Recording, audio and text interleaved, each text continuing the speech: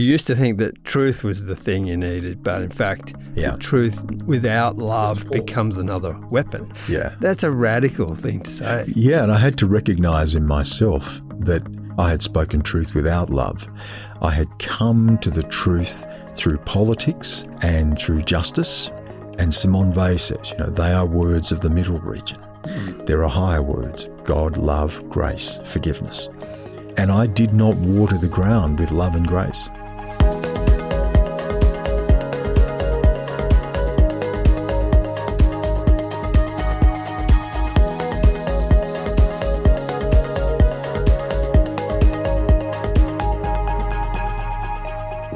This is Life and Faith, a podcast where we seek to elevate the conversation about the things that matter, or should matter, deeply human questions about meaning, purpose, and hope.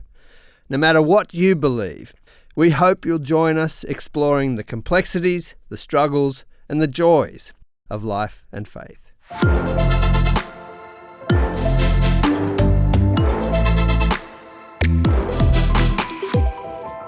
Welcome to Life and Faith from CPX. I'm Simon Smart.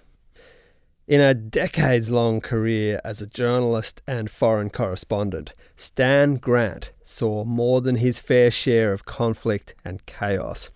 It took its toll on him. And as a Wiradjuri man, he has had to wrestle with identity, belonging, and who we all are as a people in 21st century Australia.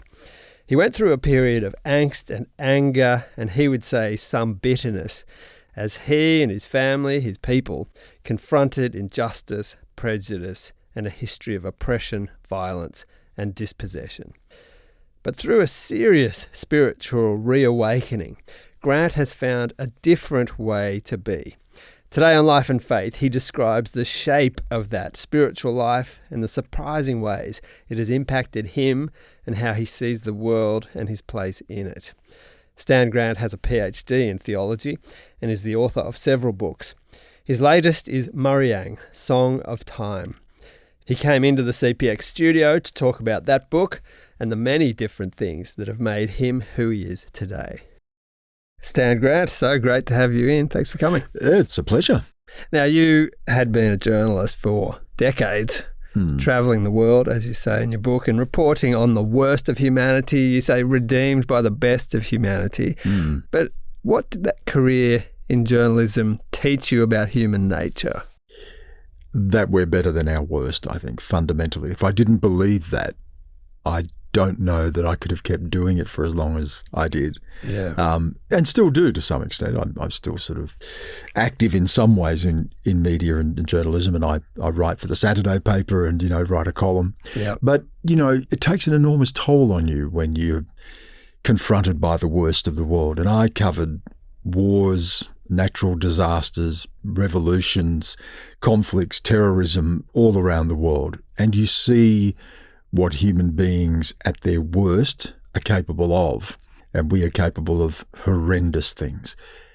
And people who would ordinarily think of themselves as good are capable of ordinary things. People who love their children and care for their parents are capable of killing the parents and children of others very, very easily. Yeah. And we delude ourselves if we think that we're not capable too. And in the middle of that, I saw a human spirit and a spark of, I think, what we are at essence, which is good. In war, you see people who've lost all sense of certainty, lost their place in the world, and you will see in that something that gets them up the next day. Yeah. Something to hold on to. And small acts of generosity and grace and kindness that shine through in the horror. When you watch television news or when you read the news and you think about these places that are war-torn, you miss the fact that there are real people living real lives there. Yeah. And war is not constant bombardment. It is violent, but it is sporadic and explosive and spectacular. And then in the midst of that, people are doing the things we ordinarily do. taking kids to school if they still can, working if they still can. People have to navigate the trials and tribulations of everyday life. And in the midst of all of that, I see the potential for something to redeem us from our worst, and that is that as human beings, I still cling to the idea that there is a fundamental goodness to us, and it is the absence of that goodness where we see the horror. Tell me about the impact it has on you as a person. It must take a toll. Oh, terrible. And you don't realise it. You know, it's the old story of the frog in the boiling water. You warm the water slowly and the frog doesn't even know the water's getting warm. And it did take an enormous toll on me. You know, people should not be exposed to those things, and not be exposed to those things for the length of time that I was. Right. You know, soldiers will do tours of duty, 2, 3, but to do 10, 15, 20 in multiple war zones, months at a time, it grinds you down. You become dead to the world. That becomes normal. And that happened to me. 2 things happen. One is it's very difficult to come back when you're experiencing life in extremis, and then you come back to the everyday. Everything's a catastrophe. So if I opened the fridge and there was no milk in the fridge, and the shop's 200 metres away to go and buy more milk, it would be a disaster. It would ruin my day. Everything was raised to the level of catastrophe because I was adrenalised, overstimulated, and catastrophized. And that when that becomes your daily life, when the eggs and bacon you eat in the morning are a prelude to the disaster, the bomb, the explosion, the dead bodies you're going to see later in the day, when everything is folded into catastrophe, you can't separate the 2 things. And when the catastrophe becomes normal, the second thing is that you crave it. It gives your life meaning. Because everything else must feel insignificant. Exactly. And as a journalist, I was working at my best in the worst. I was working the longest hours. I was working with no sleep. I was operating at maximum capacity. You know, I say to people that imagine playing an AFL or an NRL grand final, playing a state of origin game, but not playing 3, not playing 1 match, but playing it every single day or every hour of every day. Your capacities are superhuman. And I felt as if I was superhuman in those circumstances. And what I was reporting on gave my life that energy and purpose and meaning. And to come back to the everyday was impossible. And you don't realise that it's happening. And my wife said to me, we were living in Beijing at the time, and I would travel into Afghanistan a lot, into Pakistan. I'd spend time in Iraq.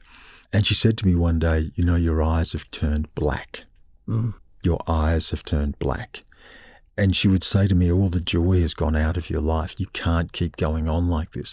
Yeah. And I remember saying to her, you don't know what you're talking about. You don't know what life is. You don't know what the real world is. The world I was reporting on was not the real world. The real world is buying milk. The real world is dropping your kids off to school. The real world is watching television with your wife or your husband. The real world is taking your dog for a walk. Yeah. I got to the point where I could not separate those realities. And walking the dog, I remember when I really reached a point that I realised that things had reached just this crisis point. When walking the dog, and I apologise for people listening to this because these are very hard things, and looking at the leash and seeing a noose and imagining myself hanging, imagining myself dead. My wife, I wasn't aware of this, but she'd already put things in place for what to do if I committed suicide. That's how bad it was. And it took her love and patience and kindness and ultimately intervention and the support of people I worked for. I was working for CNN at the time. and wonderful doctors who I went to see to drag me out of that, to help me find a way through that, and to come back to myself and realize that the world was not that dark place. But it takes a terrible toll on you. Two of my closest friends that I worked with are no longer with us. Another one of my friends that I worked with very closely had a similar breakdown and has not really recovered. As for me, I live with it every day. I factor things into my life to take care of myself. I try to avoid the things that are going to trigger those emotions again. I'm hyper-vigilant. I try to bring routine into my sleep and my exercise and all the things I have to do to regulate my moods, to attend to my mental health, and to keep those demons at bay, because once you have seen them, you don't stop seeing them. Now, just jumping in, if the issues discussed here raise particular concerns for you, you can seek help at Lifeline 13 11 14. You can get support there or at beyondblue.org.au. Their number to call is 1300 22 46 36. I'll put those links in the show notes as well. Now back to the interview. You talk about in the opening of your book how after a very long time where God felt distant from you, you now feel his presence very closely. And a sense of seeing him or feeling that presence, eating a meal, walking the dog, in the stars even. Yeah. There's this sense of that presence now. Yeah. I'd grown distant from God, I think, rather than God growing distant from me. Yeah. That God is always there. You know, I grew up with a very profound faith. And as an Aboriginal person, you know, the divine, the mysterious, the supernatural, the mystery of creation, the mystery of God was ever present. Yeah. And, you know, I was growing up in an Aboriginal community and an Aboriginal Christian community. Several of my uncles were pastors in the church on the mission that I came from. And it was part of the experience of being Aboriginal. Some people see these things as being contradictory or in conflict in some way, that Christianity is an imported, colonizing religion. In fact, it was the fulfillment of who I was and who we were. And that's only deepened as I've gotten older. And it was always there. I always had a sense of a very personal relationship to God that I experienced through my country and my family, kinship, culture. But of course, you know, you go out into the world and you experience things and you think you're a bit smarter than God. You've got God worked out, so I've got all the answers. He doesn't. I go out and I see the ugliness of the world and I'm consumed by these things of evil that become more real than grace and love and kindness and goodness. And it was through that experience and coming back to a sense of what gives my life purpose and meaning beyond the worst of us, which is that it is real and God is real and the presence of Christ is real. And, you know, I make no apologies. I don't try to sort of avoid this. It is a presence, and I have felt the presence of Christ in a very, very real way. I have felt that presence. And it is the thing that sustains me and has brought me back to my relationship with God and my relationship to myself and the people around me and the way I see the world as the image of God rather than the worst that we're capable of doing to each other. You have, and you recount this in the book, where you have several experiences where you feel really close to God, where Jesus becomes real to you in ways that you hadn't before, and you found yourself being more open to this. And I wonder if there is a need for a certain openness in order to see and feel and experience God. There's a line in a U2 song that talks about a place that has to be believed to be seen. I think it's a really clever, interesting line. Yeah, you know, and we know that Paul talks about the things seen and unseen. Yeah. And that the unseen is true. It is real as well. You don't have to see that. You don't have to cognize that. You know, I think one of the great follies of of modernity, and it really begins with this, is Descartes' idea of, cogito ergo sum, that I think, therefore I am. We do not think ourselves into existence, but in that act of thinking ourselves into existence, we think God out of existence, or we might turn God into something that we can control or we can imagine, or we banish God to the nether regions of the universe and God loses his immanence and transcendence. I think we have to be open to the truth that we don't see, that we can't rationalize. And I've had several moments where that has become visible, apparent, real to me. I'll just tell you about a couple of them. A few years ago, my uncle passed away, my dad's brother, who was very much like another father to me. And in my culture, my father's brothers are my fathers. They occupy different parental roles. And he passed away, and it was during COVID. And there were limits on who could go to the funeral. And my auntie rang me up and said that my uncle had always said that he wanted me to deliver his eulogy. So it was just my auntie, his immediate son and daughter and their partners and their children, and me.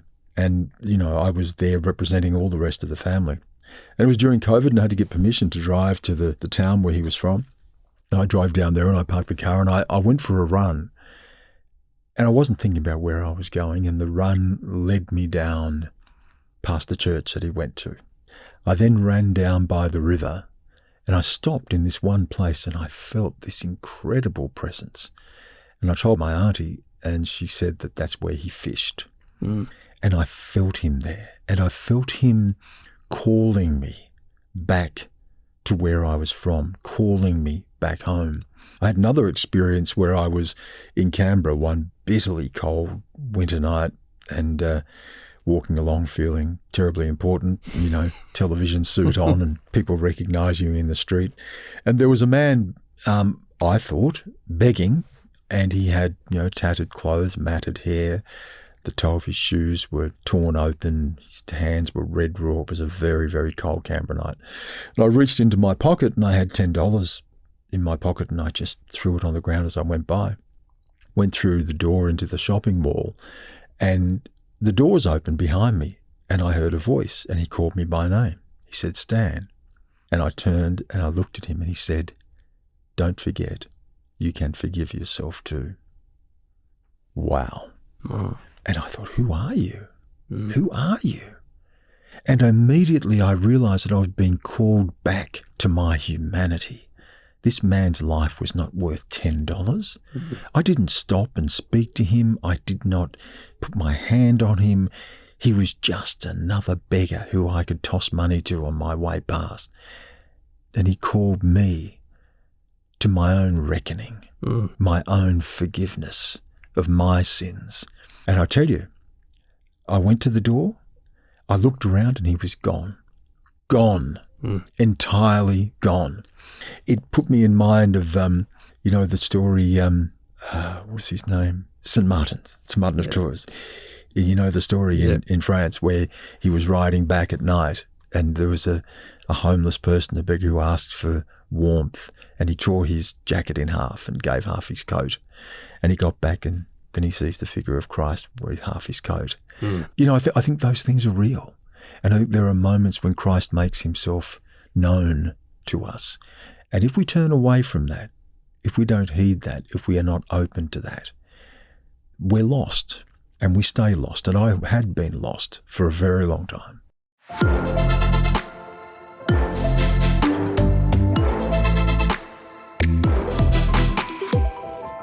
You're listening to Life and Faith, and I'm speaking with journalist and theologian Stan Grant about his book, Wiradjuri, Song of Time. Now, sprinkled throughout the book are portraits of Stan's dad. Stan's dad has clearly been a huge presence in his life, and he writes very movingly about him. Here is Stan reading from the book. Dad has had an uncomplicated relationship with God. He would always say to me he was a simple man. God was real. That's all he needed to know. My family is spiritual. That's the first thing, the most important thing to know about us. Being Wiradjuri, being in country, in place, means being with God. I hear some people now talk about country as if it were God. And that's the wrong way around. That's not what Dad taught me. Country is God's gift to us. God brings country to life. When I sit on country, it isn't the rocks and the trees that speak to me. It is God in the rocks and the trees. Too many people put a big burden on country. They want country to heal them. Country can't take any more of their pain, but God can. God can take it all. That's the lesson of Dad's life. We are saved by God in the country that God gave us. At one point in the book, you say that your dad's body is like a storybook. It's a very violent storybook, including police beatings and so on. And your dad says to you that almost every bone in his body has been broken at some point. How do you see, as you say here, that hate had toughened him, but love had saved him? Well, my mother was the love that saved him. Right. And the hatred of our history had brutalised him. And he was hard to know. He was spiky. There was a volatility around my father. Not that it manifested in a violence towards us, but there was a deep well of hurt. There was a pain that could not be touched. And I was aware of that from a very young age. I was aware that I was around someone who bristled with the pain of history. Yeah. And it was written on his body. And there's a knife wound in his shoulder the size of a 50% piece. There's tattoos up his arms and across his chest. Almost every bone in his body has been broken. He has endured beatings at the hands of police. He worked incredibly hard just to put food on the table for us. We were poor. We were itinerant. We moved from town to town. Dad worked in sawmills. The tips of 3 of his fingers had been cut off. He's a heroic figure. But he was exhausted. He was black. He'd been beaten. And it was hard to know. And part of the reconciliation of this book, it's a prayer to two fathers. It's a prayer to my heavenly Father and a prayer to my earthly father. That's what the book is. And through the prayers to two fathers, I find a reconciliation of history and a reconciliation of love with my father. The book never set out to write about my dad. That was an accident, but a beautiful accident, because the book is also a meditation on time. Time is a recurring theme that runs through the book. Yep. And by writing about my father in memory, and each of the sections of my dad is a discrete memory of my father. I'm reaching across time. I'm snatching him out of history to bring him closer to God and to love. And one of the beautiful things about my dad is that as he's aged, he could put down the weapons. He could put down the armour. He was celebrated for the very thing that he was reviled for, which was our culture. He helped to save our language. He wrote with a linguist friend of his. They wrote the first dictionary of Wiradjuri language. He set up language centres. He set up a Wiradjuri language and culture program, postgraduate program with Charles Sturt University. He was awarded a few years ago at the National NAIDOC Awards with a Lifetime Achievement Award. He's heroic, and he has left such a legacy and a gift. And as he's aged, and he's very infirm now, and he needs a lot of help just doing things. He's only awake for a few hours a day, but we still have him. And when I'm around him now, he has no need of that armour. And he's been able to soften into the love, especially of my mother, who was the one that could always melt his heart. With a touch, she could take away all the pain of history. And to see him now, and to see them both now, and to see that they fought those battles and that they're in a place of grace, it really brings what the book is about together. That it is grace, it is love, it is peace, it is forgiveness, it is putting down the weapons, it is not holding on to the wounds of history, it is finding a way to live with each other, and they embody that.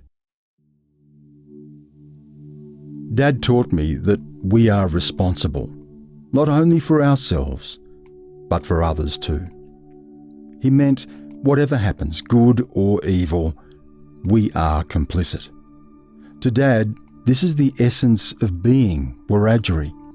It is the full measure of what it means to say, I am from here. This is where I belong. Through God, we find ourselves in each other. Whatever happens in our country happens to us all. We eat and drink from the earth and waters. This is how God settles into our souls. In the good times, this is easy. But what happens when things go wrong? What is Dad telling me? He is saying that I must love those without love for me. If I fail that, I have failed my people, my home, and God. I have to think about this. Am I to love those who have hurt me? Am I responsible for the hatred in their hearts? And the answer is yes. I am implicated. Such evil is possible in our world because we have put it there. We have failed to defeat it. I have gone so wrong in seeking to confront evil without love. I had thought that speaking the truth was enough, but without love, the truth becomes another weapon. We have tried the truth without love, and evil triumphs. If this came from someone other than Dad, then perhaps it would not ring true, but this is my Father speaking, and if he did not believe this, if he did not live this, he would never have survived. The darkness of the world would have killed him. You have this lovely sentence in the book that says, God re-enchanted my Wiradjuri soul. How did God do that? Every time I go to Mass, I feel fulfilled as a Wiradjuri person. You read the Bible, we know there are many rooms in the Father's house. There is room for us all from our cultural traditions, our backgrounds. But in that body of Christ, we also become one. No Jew, no Gentile. That we become one in the presence and the body of Christ in the church. And that is the fulfillment for me of being a First Nations person, a Wiradjuri person. It is not that I go to church to be seen as a Wiradjuri person, to be celebrated as a Wiradjuri person, recognized as a Wiradjuri person. I go there to be fulfilled in the presence of others, to bring myself in union with them, to be closer to God. I am fulfilled in that. That's what enchants my Wiradjuri soul. I'm very interested in that because, as you said earlier, for a lot of people, it would be very confusing to them that so many Aboriginal people are Christian when it doesn't fit the narrative and some of the real things too, of course, of very regrettable experiences that are tied into the Christian church too. But somehow or other, and your book really brings this out, and there's a line used from the Pope who says that a lot of tribal cultures are expectant cultures. Yeah. There's this sort of, they're waiting, looking for the light of Christ. And then he says, and this is the beauty of what Pope Benedict says, and he says that Christ waits for us. Right. He waits to receive our culture, our love, our grace, that in those that we are fulfilled. Christ needs us to be fulfilled as we need him. He is human and divine. He walked among us. He suffered as we suffer. It is the union of us with God that fulfills us. And, I don't think that that should be in any way antithetical to our culture. And it's not a syncretism either. It's not something that is syncretic. We're not looking to fashion Christianity in the image of our culture. It is Christian. And that is that's the essence of the Christian experience, is that we find a one in the many. We come to it with our difference and we become one in the presence of Christ. So I don't go to church. I'm not a Christian to be an Aboriginal person. Yeah. I'm an Aboriginal person who is a Christian. And so I don't think those things are at all at odds or contradictory. I think also we confuse what people do, what politics does, what the church does, with Christ and with God. And I always say God did not arrive on the first fleet. And because the people who came here with the Bible in their hand could not see God when God appeared in front of them, in us, on the land that God had given us, that they could not see that is their failure, not ours. I want to ask you about forgiveness. Because as an Indigenous man, you are painfully aware of crimes committed against your people, and Christian faith calls you towards forgiveness and a breaking of the cycle of vengeance and resentment, and you write about this in the book. But is this even possible, Stan? Like, how do you begin that process? I love what Miroslav Volf, who I don't know whether you've interviewed him. We have, for sure. Wonderful, Miroslav. He was one of the examiners of my PhD, actually, so I was very honoured with that. And he invited me over to give a lecture at Yale Divinity School about 18 months ago, which was a wonderful experience. And Miroslav has done so much work around this idea. Jürgen Moltmann, who was his great teacher as well. These are people who lived through enormous rupture in our world. Moltmann, of course, served in the Nazi army. He wore the Nazi insignia as a young man and was a prisoner of war at the end of the war, and had to come to terms with the potential for his own complicity in the horrors of the Shoah. Miroslav, through the wars of Yugoslavia, and Miroslav was famously asked, as a Croatian, can you embrace a Chetnik, a Serbian nationalist fighter? And he said, no, but as a Christian, I must. How do we get from no to I must? And I confront the same things. And I know that there is a deep human impulse in me to rise to anger, to embrace a righteousness in the face of the worst of that history, to hold people to account. And believe me, it can burn in you, and it has burned in me. I don't like where it leads in me. I've come to not trust myself around history. I don't like what it does to me. And history is not the measure of us. And what does Christ do? He releases us from history. I mean, Hegel talks about an end of history. Christ is the end of history. And yet we put him on the cross every day. We persecute him again and again and again for the crimes that we commit. And I know that when I hold a resentment in my heart, when I rise to anger at the injustice that's been visited on us, I'm putting Christ back on that cross. He died to end that. Now, that doesn't mean that there is not justice. He calls us to justice. That does not mean that there is not truth. He calls us to truth. But we come to truth and justice through grace and love. We don't come to it through resentment. Nietzsche talked about the man of ressentiment, the man who always returns to the wound. It's the source of identity. I have been that man of ressentiment. I've been the resentful person. I know where that leads, and it doesn't lead to good places. Forgiveness is not easy, but it's what we can build a world on. Christ's last prayer, Father, forgive them. They know not what they do. He gives us a template for peace, a way to live with the horrors that we are capable of.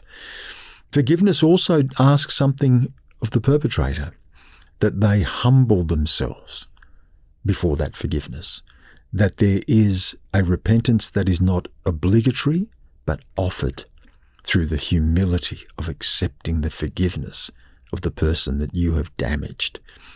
This is essential for me. And it's, as I have explored all of these things and I've asked those questions and I've read the great thinkers and the great writers about this, it leads me back to that one thing I said before. It is the only thing we can build a world on. Yeah. You have this lovely line in your book, I think building off some of Miroslav Volf's work, where you talk about, you used to think that truth was the thing you needed, but in fact, the truth without love becomes another weapon. It's Paul says, a clanging symbol, which is read at a lot of weddings, but perhaps not applied to this kind of thing. But that's a radical thing to say. Yeah, and I had to recognise in myself that I had spoken truth without love. And one of the dangers when you emerge from a history like mine, and I'm not talking about history, I'm talking about my parents, my grandparents, people I know and love. Right. When I was a boy, I touched the hand of my great-grandmother, who touched the hand of her parents, who touched the hand of their parents, who were here before white people came. Yeah. So it's a touch away. This is not something relegated to the dusty shelves of a history, of a library, history book in a library. BC. No, this is real. It is alive. They are scars on the bodies of the people I love. And so it is ever present. And there is a danger when you have proximity to such suffering and the harsh truths to become proud of the truth. And I had to recognise, particularly after the year of referendum and the voice debate, that in seeking to speak the truth of the suffering of my people, I had not watered the ground with enough grace and love. I had come to the truth through politics and through justice. And Simone Weil says, they are words of the middle region. There are higher words: God, love, grace, forgiveness. And I did not water the ground with love and grace. And of course, when you do that, when you speak truth without love, you haven't prepared the other person to hear the truth. And when the other person responds defensively or ignorantly or with hostility, I would then see that as their failing and not mine. And I had to accept that a lot of it was mine, and to learn to speak the truth with a humility and a grace and a love, and that grace and love and kindness foregrounds the truth. And without that, I don't think there's any way of being able to speak to each other. Have you seen any of that enacted in a way that's helped? All the time. Right. Now, I don't know whether it's me. Probably it is. God works through you, and, I think it's changed, particularly post-referendum. I've been called back to that place of grace and peace and kindness in the face of a great unkindness. And in opening myself to that, in humbling myself, I've been able to meet people anew.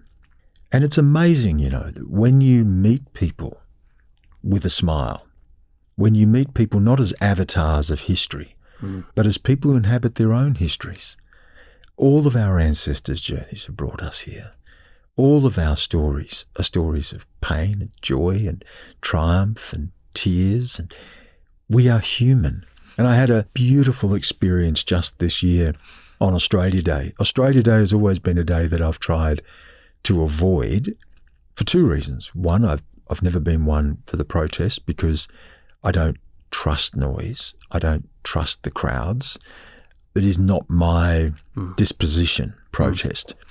But I've stayed away from the celebration of the day because I know what comes with that day, and I've wanted to avoid it. This year, I was asked to be an ambassador at some events in the little village and the couple of villages around where I have my property in the Snowy Valley. Yeah.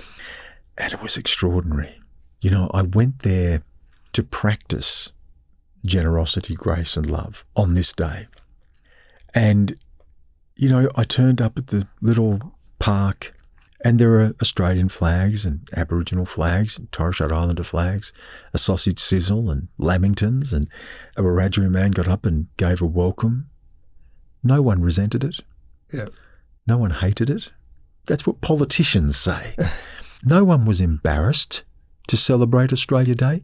That's what politicians say. Mm-hmm. No one was celebrating the First Fleet. That's what politicians say. They were there in gratitude for each other on land that is a land of my ancestors, that now is a land of the ancestors of others who've buried their own people in that land. And I stood there with such an overwhelming sense of gratitude, grateful that I could stand in that place with those people, grateful that we had this day to open ourselves to each other, and grateful that we handed out awards to people who do the little things, who pick up kids and drive them to school in the school bus, who sweep the streets, who tend to the aged and the sick, who coach the local football teams. Simple things that we all do that we should be grateful for. And it was really amazing, to be there with a mind and a heart of gratitude in the land that God gave us, in the presence of Christ, and to meet others and be grateful. Because I don't think we live in history. I think we are too small for history. I think we live in the everyday in the little things. And I found myself in the little things, not on Australia Day. I found myself in the company of other people on this land who I call my own. It was a beautiful experience. I would never have experienced that had I not gone through the catharsis of opening myself to others and putting aside the pride of truth for the humility of love and forgiveness.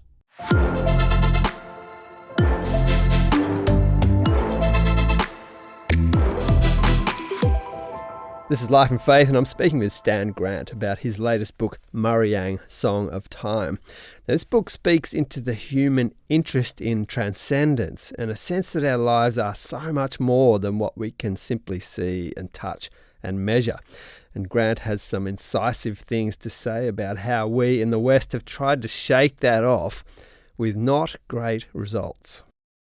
One of the big things in your book is to draw lessons from modernity and where we've found ourselves in the 21st century and this kind of loss of transcendence. We talked about this a little bit, mystery, but also the sense of wonder. Like somehow or other, we've seemed to have lost that, haven't we? Yeah, and replaced it with what? Scientism? Yes. You know, the idea that science has all the answers. I love what Werner Heisenberg, Nobel Prize-winning physicist who is one of the founding fathers of quantum physics, and he said the first sip of the cup of science will make you an atheist, but God waits at the bottom of the glass. because there are mysteries that science cannot resolve. And when you get into the world of quantum physics, you find that it is all mysterious. Yeah. It is called, what did Einstein call it? Spooky science at a distance. Right. It is spooky. It is, things like entanglement, the idea that particles separated in space, that the observation of one can immediately affect the nature of the other. That's a deeply sacred idea. So, I don't see these things at all as being in competition. I think that they are part of the wonder of the universe that we inhabit. And I think it also comes from a lack of understanding about what God is. If you want to turn God into what Richard Dawkins called the flying spaghetti monster, well, I don't believe in that God either. Right. The new atheists knew nothing of theology. Yeah. They turned God into a straw man. I mean, it's very easy to mock the flying spaghetti monster. It's very easy to mock the idea of some bearded God in the heavens who's pulling the strings of our existence. But I love what Thomas Aquinas said, that what is God? God is ipsum esse, the act of existence. The act of existence. Aboriginal people lived for thousands of years in a oneness with the act of existence. It's a very modern thing. It's a very Western thing to ask the question, does God exist? And that is fundamentally the question that ignites the Western mind. And look, I'm not criticizing the West. I am in and of the West. We are all captured in that Cartesian duality. We are all part of the Nietzschean death of God experiment. We are formed out of that. In the same way that Judeo-Christianity may form the sort of moral contours of the West as a philosophical project is a death of God project.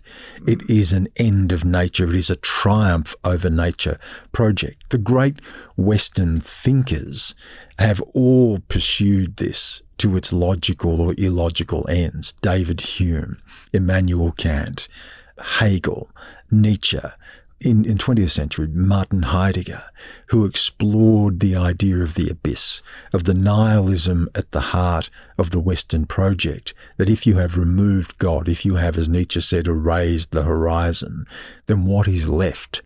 And if the world is merely what we can imagine, if it is the measure of our technology, if it is the measure of our so-called progress, if the human being is the limit of the world, then we ultimately see the limit of the human. And that is the engine of Western philosophy. And this is what we wrestle with. And I think we're always locked in that relationship between the divine, the things that the tingling things that we know as a human being, and the harsh, rational reality of the scientific world that we inhabit. How do people recapture wonder and awe? I think they do it every day in ways they're not even aware of. Every I split my time between a place we're fortunate to have on the beach here in Sydney and a property that we have in the country. I get up every morning and I go for an early morning walk. That is my sacred time, and it's my time of prayer and meditation and contemplation, and to be there at the beginning of a new day and to see the sun rise and to experience the possibility of a hope of welcoming a day with cheer. And I see people out all the time. They're out craving the same thing. They're looking for the same thing, particularly here in the city. I walk down along the beach and I go along the cliff top, and there's lots of young people out, and they're out there for something. The sunrise, the communion, to be with each other. Sadly, they have their mobile phones with them, and they're trying to reduce this to an image, to a Facebook post, to something that can tell others that they experienced this and we're alive because we've captured it in this photograph. But the yearning is there, and I think the yearning is there with all of us. It's there in the time we spend with loved ones. It's there when we listen to music. It's there in literature. The wonderful thing about engaging with the written word, with stories, is that they open the possibility for us of finding ourselves in the other, in the imaginative capacity of being alive, of being a human being. When I read Dostoevsky, I'm reading an Aboriginal writer because I'm reading him.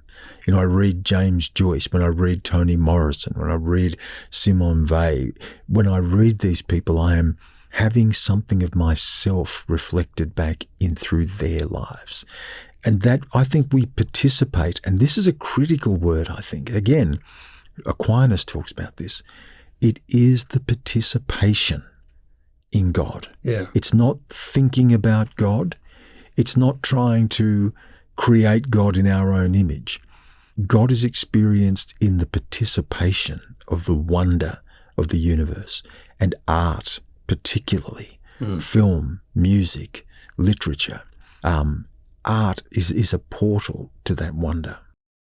Stan, do you sense, as we do here a bit of a turn in that people are perhaps looking again at faith and spirituality, maybe Christianity, because they're not finding satisfying answers to their questions or that yearning that you spoke of earlier? I think so. I mean, you'd be familiar with Justin Brierley, of course, and he does, was it the surprising rebirth and the interest of God? We've had him on the podcast. It's something that I think is being experienced. And let's be clear, we're talking about the West. Right, yeah, exactly. Because in Africa, in Latin America, in China has more Christians than America, right, numerically. Yeah. Korea, probably the single most Christian nation on the earth in terms of the numbers now and percentage-wise of population. And, it is in the West that we've seen this decline. Yeah.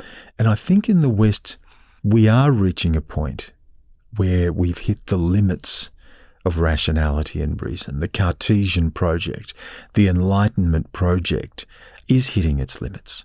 We know that we live in a world of abundance, a world of incredible possibility. Materially, we've never had it so good. We live longer. We are richer than our ancestors could ever have imagined.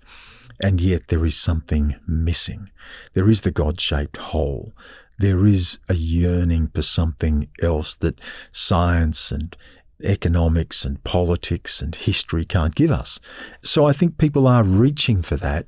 It can lead to some dangerous places. One of the things that worries me about the sort of resurgence of Christianity, particularly cultural Christianity, which Richard Dawkins even now says he belongs to. Yeah. Cultural Christianity, isn't it lovely to go and visit these old churches in England, because it's such an important part of who we are and our identity. What worries me about that, it is potentially hijacked for nefarious purposes. Yeah. It is not the job of Christianity to prop up the rotting carcass of Western civilization. Right. If Western civilization will rise and fall on its merits, yes, the Judeo-Christian heritage is part of the foundation, the moral contour, as I said before, of the West. But the death of God project of the West is also very real. That's what lands us here.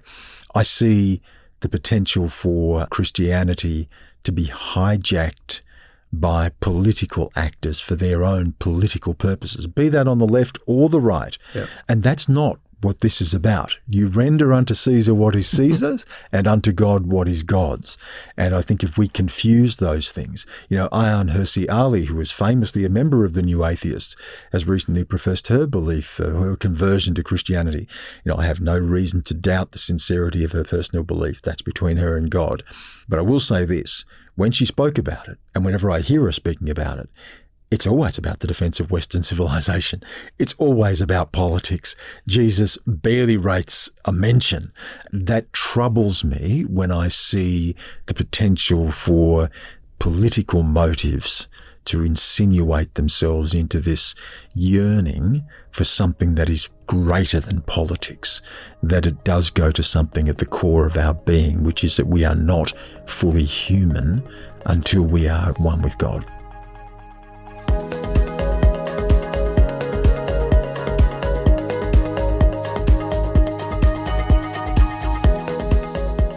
You've been listening to Life and Faith with me, Simon Smart.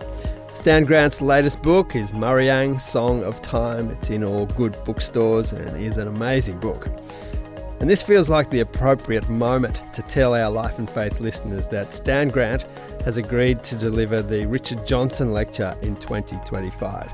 That will be in October this year. Details to follow soon, but we thought you'd like to know that and to look forward to it. Think of friends you can invite to this year's lecture. It will be another great night, and Stan Grant will be picking up on some of the themes we've been talking about today, particularly the idea of forgiveness and loving an oppressor. Should be fascinating. Please send this episode on to someone you think might appreciate it. Let's get Life and Faith out to more people. Thanks for listening. Next time. The whole notion of time as a kind of resource that you need to use is premised on this notion that there is you and then there is time.